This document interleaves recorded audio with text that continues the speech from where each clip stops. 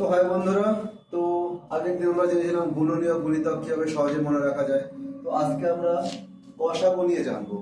ঠিক আছে, তো শুরুতেই আমাদের গার্জেনরা সব সময় চায় কি তাদের ছেলে মেয়েরা বা সন্তানেরা প্রচুর নাম্বার পাক।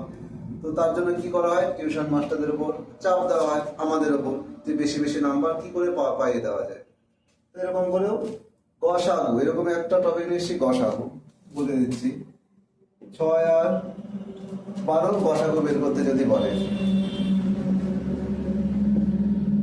6 দুগুণ 12, উত্তর হবে কত? 6। এইভাবে কিন্তু একদম ভাগ পদ্ধতিতে সহজেই বের করে দেওয়া যায় গসাগু।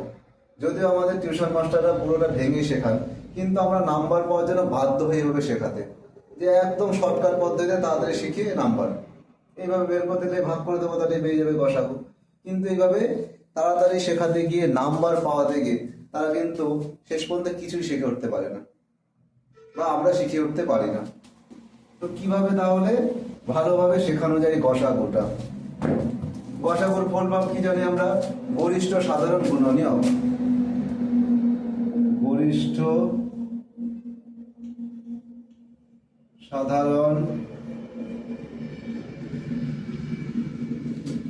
সাধারণ গুণনীয়ক। ঠিক আছে, তো আরেকদিন আমরা গুণনীয়ক গুণিতক বের করা শিখেছি। তো গুণনীয়কটা কি? এই 6 এর গুণনীয়ক।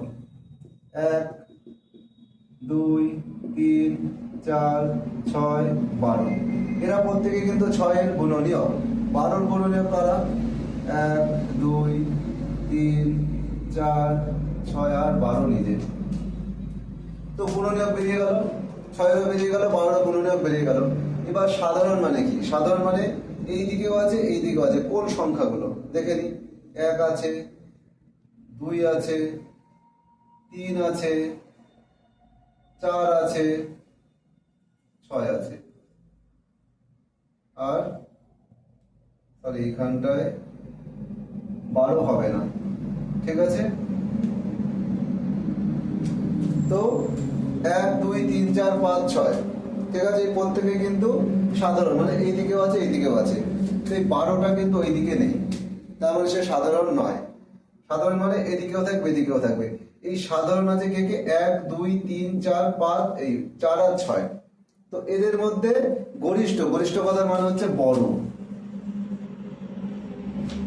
গরিষ্ঠ কথার মানে কি? বড়। তো বড়কে দেখো, 1 2 3 4 5 6, এদের মধ্যে বড়কে 6, তাহলে 6 এভাবে বেরোলো। আর এইভাবে যদি আমরা ভাগ পদ্ধতিতে বের করতাম, এইটাকে বলা হয় গুণনীয়ক, মানে গসাগু। ঠিক আছে, এইভাবে গুণনীয়ক বের করে কি করা যায়? গসাগু মানে গরিষ্ঠ সাধারণ গুণনীয়ক বের করা যায়, এবং ভাগ পদ্ধতিতে খুব সহজেই শর্টকাটে এরকম করে বের করা যায়। কিন্তু আলটিমেটলি যখন বাচ্চারা বড় হতে থাকে, ওরা কিন্তু এইসব জিনিসগুলো বুঝতেই পারে না। গসাগু যে জিনিসটা কি সেটা তাদের মাথাতে ঢোকেই না, কারণ কি আমাদের উপর নাম্বারের প্রেশার দেওয়া থাকে, এইভাবে শর্টকাটে আমরা শিখিয়ে দিয়ে যাই। কিন্তু আলটিমেটলি তারা এই জিনিসটা বুঝতেই পারে না যে গসাগুটা কি জিনিস। তো আমাদের চাঁদের পাহাড়ে তো কোনো রকম নাম্বারের তোয়াক্কা না করে এইভাবেই শেখানো হবে প্রত্যেকটা জিনিস, যে যেন তারা যত উঁচু ক্লাসে উঠবে তারা যেন আরো ভালোভাবে অঙ্কগুলোকে, ইংরাজিগুলোকে, ইতিহাস, ভূগোল, বাংলা আরো যেন ভালোভাবে বুঝতে পারে।